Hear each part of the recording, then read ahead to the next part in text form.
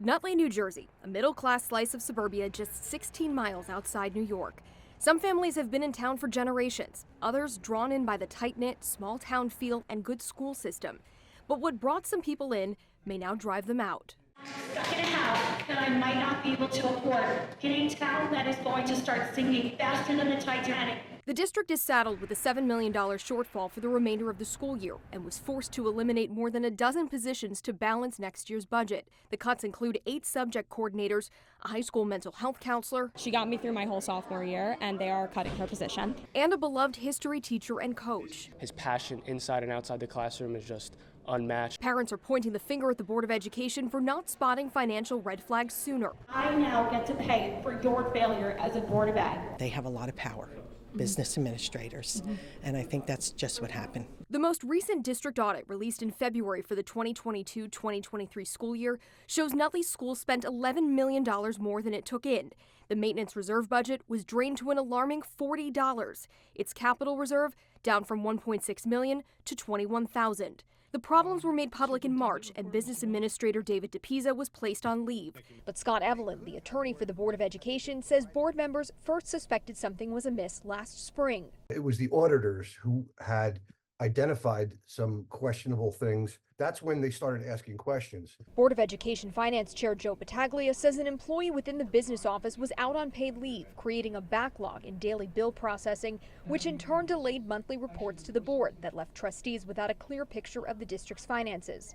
The board attorney says some of the information members did receive was wrong, but they had no way of knowing. If they're not aware that there is a problem, then they don't know where to look. Battaglia says the business office overestimated revenue expectations and underestimated or failed to budget for certain expenses.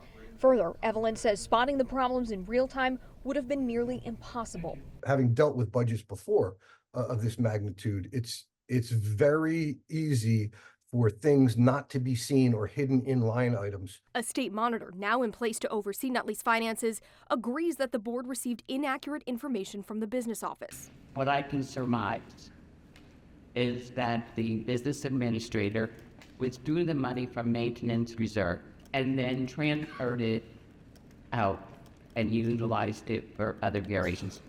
The budget was overexpended, but it didn't show. Parents aren't buying it. I actually have career experience in budgeting planning, and this is garbage. Many have questioned why Business Administrator David DePisa was hired in the first place. DePisa previously served as Lyndhurst's business administrator from 2011 to 2017, leaving amid a state audit into budget deficits. The audit revealed decreasing fund balances starting in 2013, attributed to overspending and under-budgeting. Say that no one in public education in this area knew of his reputation would be a lie. Parents also question whether some vendor contracts are a conflict of interest. According to board documents, the district paid more than $750,000 to Spruce Industries, a custodial supply company that employs DePisa's son-in-law as an account executive. The company entered into a contract with the district in September 2020, just 2 months after DePisa was hired. Neither the Board of Education nor the district could comment on DePisa or the contracts, citing personnel matters and an ongoing investigation. They're now awaiting a forensic audit by the Department of Education. It gets an independent party in here to really dive deeply into what happened, how it happened, and how it can be prevented. Pix 11 News reached out to forensic accountant Dr. David Glodstein of SUNY Westbury and asked him to review some of the district's publicly available financial documents. There appears to be large fluctuations between budget and actual amounts. The fluctuations to me indicate a possible problem. Glodstein is not involved with Nutley's audit, but he shares some of the parents' questions. Details matter. You know, someone needs to dig in. These answers to why it's happening, I think the district can relay that to the parents, good, bad, or indifferent. We likely won't have those answers or many others for a while until the Department of Education completes its investigation.